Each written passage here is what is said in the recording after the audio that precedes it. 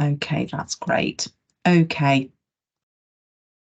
So this is the Keep Me Safe strategy launch. My name is Heather Manning. I'm the head of safeguarding and the designated nurse with NHS Herefordshire and Worcestershire, which is the Integrated Care Board. I'm presenting the strategy launch today, and I have been an integral part of it, but I just need to highlight right at the beginning that it was a joint effort between a number of agencies and a number of people who very kindly have met with me over a number of years, in fact, in task and finish groups to get this launched, really. So I can't name them individually, and people have moved in and out of the space, but just thanks to everybody that's supported with that. We could have the next slide, please, Millie. Okay, so if I just give you a little bit of an understanding of where this work's come from to start with, is going back to pre-COVID, there was a recognition about baby safety from NHS England. And some of the discussions around that was what we could do in our regional areas to keep babies safe. There was a discussion very initially at the beginning about potentially funding the ICON Crying Babies programme to support parents where crying can result in an abusive head trauma. But some areas already had ICON purchased, other areas were doing their own baby safety sort of workshops and projects and didn't want ICON. So the NHS England made a decision that they would give us some cash funding with a view to keeping babies safe in a work stream. So that was really where this came out of to start with. It also tied in with some research and some detail from the Child Death Overview panel, of which we have a joint one for Herefordshire and Worcestershire. And there was some recognition within that about babies sadly dying from unsafe sleeping positions. So that also tied in then with the project as well. So this is the Keep Me Safe strategy launch, and I'm also going to talk about the first two thematic guidances that are associated with that. You can have the next slide, please, Millie. Okay, so the overarching strategy, which is called Keep Me Safe strategy, is about providing consistent advice to parents and carers with children. That's the bottom line. The first two strategies are in relation to sleeping. That one will be launched as well on the 17th, the same as this. And then there is a follow-up one that's nearly ready to go, which is in relation to crying. So those ones are obviously aimed at families and carers that have got very young babies. But the idea of the strategy and the local themes behind that is that it could lend itself to other topics as well that could involve, say, older children. So it could be cyberbullying. So it could be a keep me safe when I'm sad, for example. But those work streams can come through using the keep me safe ... strategy element. The other part of the strategy is about working collaboratively. So whilst this has been funded initially by health and large parts put together, the idea is that working collaboratively, anybody who has contact with families and children will be able to access this guidance and give the same messages. So we're consistently giving the same information to the same parents. So there's no mix up on what parents shouldn't be doing, what is best practice, what is safest for their children. The themes and the guidance will come through the Child Death Overview panel, which is very, very sadly where children die. So if something thematic is coming through that we recognise we need to be given consistent advice and information on, then we will use that as a thematic learning guidance.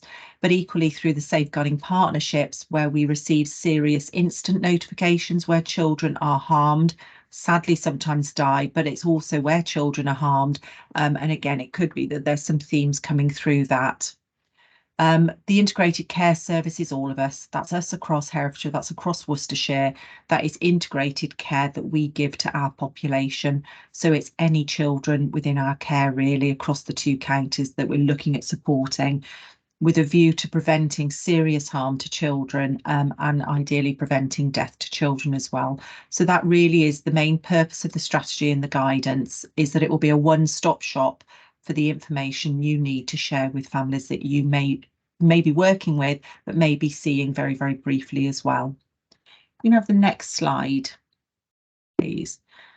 So the first thematic strategy guidance, which has been agreed and signed off and is available on the webpage, is Keep Me Safe ... when I'm sleeping. And you'll see underneath where it says first thematic strategy, the second part of that says clear, consistent guidance. And that I need to be the mantra really for everyone to understand. The idea is that you will all give the same clear, consistent guidance. It's all evidence-based. It all comes off the back of what the midwives are already giving, what the health visitors are already given. It's all research-based, and it's all available in one place for you. If I can have the next slide, please. So just to highlight in relation to safe sleep, in Herefordshire and Worcestershire, through 2019 and 2021, so sort of a 2 to 3 year period, we had 24 unexpected deaths of children. That's up to the age of 18. 9 of those were related to safer sleep issues. So it highlights that that was 9 babies that died. And this isn't just about co-sleeping. You know, some parents will choose to co-sleep, and that's absolutely fine. That there are safe ways of doing that. But the sleep practices were noted that they were sleeping in a different sleep environment to usual. So may have perhaps, you know, been downstairs rather than upstairs, may have been having renovations on a home, may have been staying at family members' houses. There was co-sleeping involved. Other items in the cot with the infant. So, you know, things like cot bumpers, pillows, soft toys. An ill-advised sleeping position. So as most of you will know, that we recommend that babies are flat on their back to sleep at the bottom of the cot. You know, we will still have parents side sleeping, front sleeping, etc. So it's just about knowing why we wouldn't recommend that. Aside from obviously once babies start moving themselves. And then temperature, and that's not just about a baby's temperature, that's temperatures in the home. So, you know, keeping the house very, very warm for baby, that sort of thing. The other thing that was really, really key out of those safer sleep issues and what was found was that there were clear parental factors within that as well. So there was smoking, alcohol, substance misuse, mental health. And the biggest one, which we will all sort of understand really, is fatigue for parents. You know, how exhausting it is having a small baby in the house. Can I have the next slide, please? So another thing that happened that sort of highlighted the concerns really around safe sleeping was the national panel. So they are also known as the Child Safeguarding Practice Review Panel. They are the group of expert panel members, for example, who wrote the Arthur and Starr report that was published last year. So one of their reports was in July 2020, and it was in relation to sudden and unexpected death in infancy. But those children and families were where they were considered at risk of significant harm. So these were families where there were additional concerns highlighted. That report is available on the web page as well for you, but the next slide will just touch on a little bit of detail about that. Just an example of what they've shared. Have the next slide, Millie. Thank you. So they recognised that these deaths predominantly were occurring in families from deprived socioeconomic backgrounds. So those are the ones that referred to the national panel where there were concerns potentially around the death and abuse and neglect, etc., were noted within those cases. They'd also noted that despite the message of safe sleeping being rigorously delivered by professionals, and we know that's very often midwives and health visitors, but it can be others as well, that a lot of the families said that they were unwilling to have those messages, or for whatever reason were unable to receive them or act on them. And there was various reasons around that. And as I've said a moment ago, the report is on the web page, Keep Me Safe, so you can read the whole report or you can pick parts of that out. Can I have the next slide, please? So this just gives you a highlight, for example, of what's in that report. It does just notice sudden unexpected death in infancy risk factors, and it talks about co-sleeping, and it does say in the presence of other risks. So this was what I was saying about you, that co-sleeping in itself may not be a risk, but it depends on whether a parent's had alcohol, has been smoking, etc., or is very, very fatigued. The only thing I would highlight around this picture is that there is a cot mobile in it, which is not something I would recommend in a cot. However, that has been taken directly from the report, just as an example of what's in there. If I can have the next slide, please. So the second thematic strategy guidance, which is nearly ready, so it's not on the web page yet, but it will be very soon, is Keep Me Safe ... when I'm crying. And this one is particularly in relation to reducing abusive head traumas, which a lot of you would know as shaken baby syndrome, sort of in the press and in the media, slightly dated terminology now. And you will see on the front screen here again, it's about clear and consistent guidance and advice to parents. Can I have the next slide, please? Okay, so what was noted during COVID-19 by the national panel was that there were increased risks and increased numbers of babies being referred to them after a serious injury in relation to non-accidental injury. And it was heightened during COVID because of the social isolation that people were put into through the lockdowns. There was obviously a lack of access to services, particularly face-to-face services. And for a lot of families, there was a lot more stress and angst, really, in particular around financial uncertainty as people were having to take time off from work and were furloughed, etc. Have the next slide, please. So the abusive head trauma. So it's worth just noting, you know, if you think about a crying baby, if you think about a parent or a carer becoming really, really stressed with that baby and shaking the baby, it's clear to note that it's preventable. Okay, so what we can put in place, and part of that is around the icon, which I'll come to in a moment, you know, can support with advising parents and carers what they need to do if a baby's crying is too much. I think it's also really, really key to note that it is a form of physical child abuse as well. So, you know, don't be mistaken into thinking it was an accidental head trauma.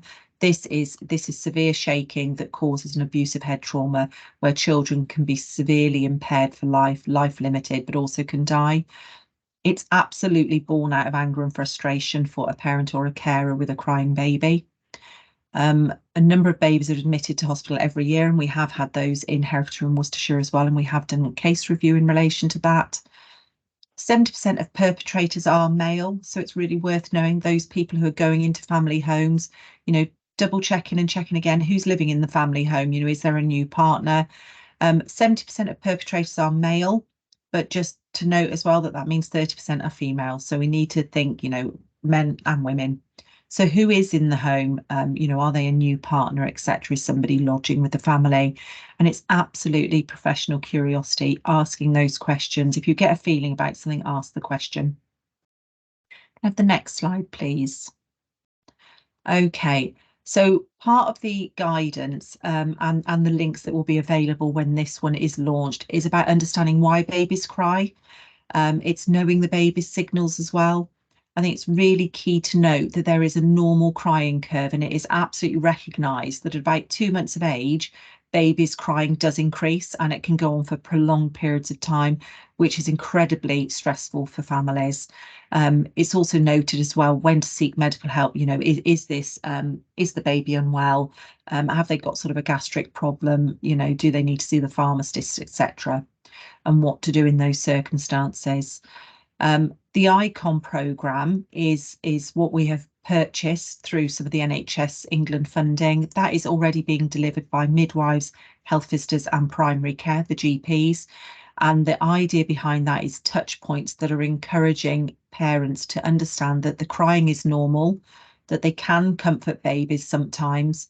It's absolutely okay to walk away, put the baby down in a safe place and walk away if it's becoming too much. And the bottom line of that is to never, ever shake or hurt the baby. You know, put the baby down, walk away. And we've got some really good videos as well that Birmingham have put together that we're going to be able to put on the webpage for you as well very soon. Next page, please, Millie.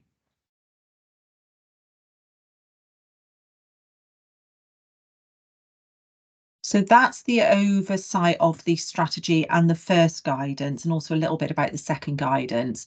So the launch date for the strategy officially is next Monday, the 17th.